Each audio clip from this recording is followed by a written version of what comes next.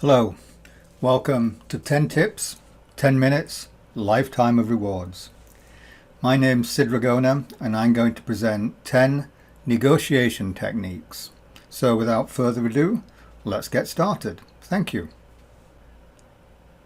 Let's start with tip number 1. Tip number 1 is before you negotiate, have a persuasive argument. The better the persuasive argument, the less there is to negotiate afterwards. Make sure the persuasive argument is actually a statement of benefits for the other person. Tip number 2. Know what you want and know what you need. Knowing what you want is what you're asking for.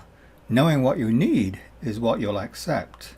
Anything below what you need is the basis for walking away. Tip number 3.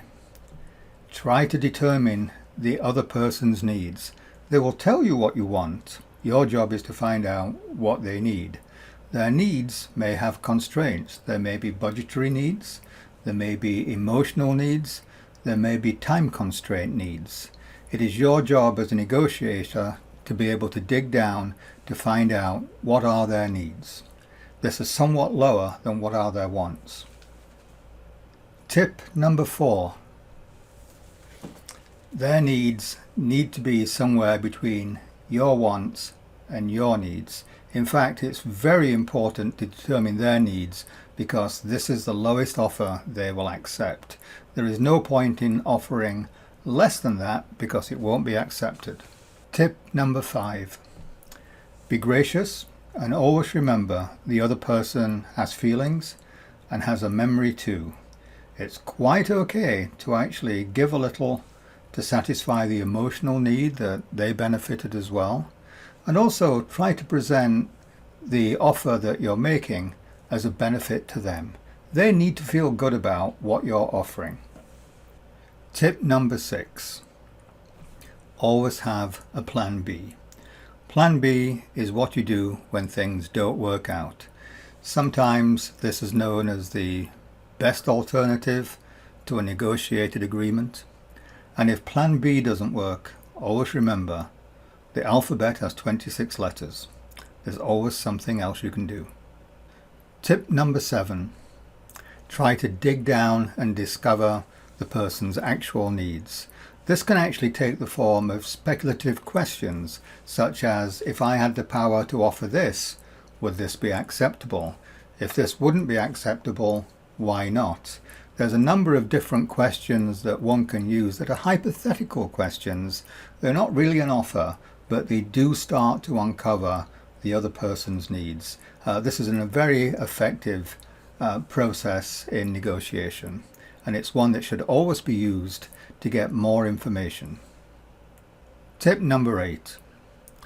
Make your concessions worth something. Nobody likes to ask for something, say, could I have a 10% discount? And the other person just says, sure, yeah, no problem. It doesn't feel as though you got the discount. It feels as though the price was already 10% too high. Any concessions should not be given freely. Something should always be asked for in return, even if it's small, such as, can you make an early payment? Will you accept later delivery? Will you actually sign the paperwork today if we agree to that price? Always ask for something in return if you give a concession. Tip number 9. Never become emotional. Stay focused on the purpose of the meeting. If for some reason the situation becomes a little volatile or aggressive or insulting, simply thank the other person or the other party for the time, bring the meeting to an end, and remember, when you're walking away, you always have plan B. Tip number 10. It goes without saying, this was 10 tips, 10 minutes. There's a world of information out there, and negotiation is actually a skill for life.